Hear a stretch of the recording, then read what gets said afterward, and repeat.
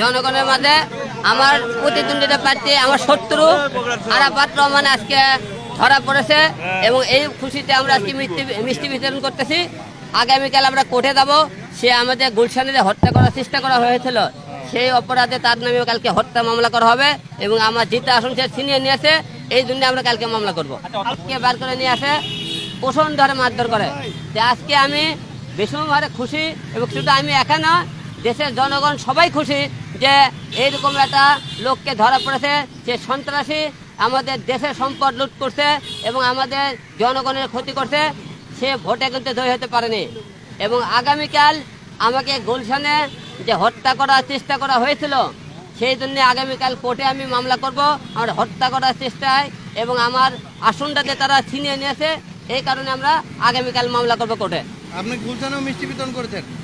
আমরা শুনেছি গুলশানে মনে করেন আজকে তাকে নিয়ে যাওয়া হবে, তারপরে শুনলাম না গুলশানে না ডিবিতে আনা হবে।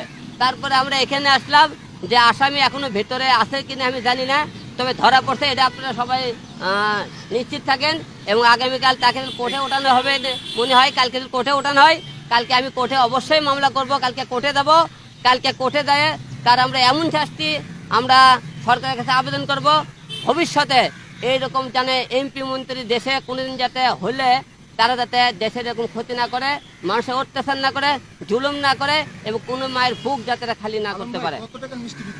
আজকে মিষ্টি কোনো হিসাব নাই, আনলিমিটেড। যেখানে দাঁড়াবো সেখানে মিষ্টি খাবি, সেখানেই খাওয়াবো, কোনো হিসাব নাই, হিসাব ছাড়া মিষ্টি খাওয়া নেবে। এবং এছাড়াও আমার যারা ভক্ত আছে, যারা আরাফাতের ধরার এই খুশিতে বিভিন্ন জেলায় জেলায় সেখানে মিষ্টি বিতরণ করতেছেন। আমি পুরস্কার দেয়নি, অন্য কেউ দিয়েছে। আমি তার খালি ধরার অপেক্ষায় ছিলাম, ওরা খুঁজতেছিলাম। ওরে আমি ধরলে মনে একটাই চাওয়া, তাকে মনে করেন মামলা দেবো, তার নামে শাস্তি এবং এমন শাস্তি, এই শাস্তিটা দেখে ভবিষ্যতে তারা এমপি মন্ত্রী হবে যাতে দেশের মানুষের ক্ষতি না করতে পারে। যাদের মিষ্টি খাওয়ালেন তারা রিপ্লাই কেমন দিছে? তারা সবাই খুশি, তারা আনন্দে মিষ্টি খাইতেছে এবং তারা নিজেরাও নিজের পকেট থেকে টাকা দিয়ে মিষ্টি খাওয়াইতেছে জনগণকে। আরাফাতের যখন আমরা ঢাকা 17 দাগ দুগ থেকে চ্যানেলে মারের দাগ, ঘুষি টুসি মারছিল আপনারা দেখছেন, সেই যে মারছিল এখনো মারের দাগ আছে। এখনো আপনি মিথ্যে কথা বলে লাভ নাই, কতটা মারধর করছে আপনি সেখানকার ভিডিও ফুটেজগুলো আপনি টানে আবার দেখলে বুঝতে পারবেন তারা কি আর আমাকে মারছে। সেই মারের দাগ এখন আমার গালে আছে, দেখেন এখন দাগ আছে, আপনি দেখতে পাচ্ছেন।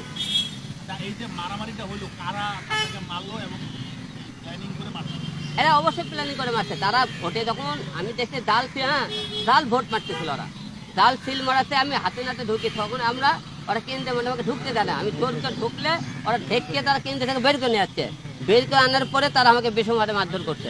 আলম ভাই, এখন যদি আরাফাতকে আপনি সামনাসামনি পেতেন কি করবেন? মার সেই মার গণধোলাই মার তোমাকে পরে ওরা আগে মার। কালকে কোর্টে যাবো, কালকে কোর্টে তোলা আমার সামনে খালি পায়, ওরে কালকে কোর্টে মারবো, ওরে কালকে ডিম মারবো, পচা ডিম মারবো কোর্টে।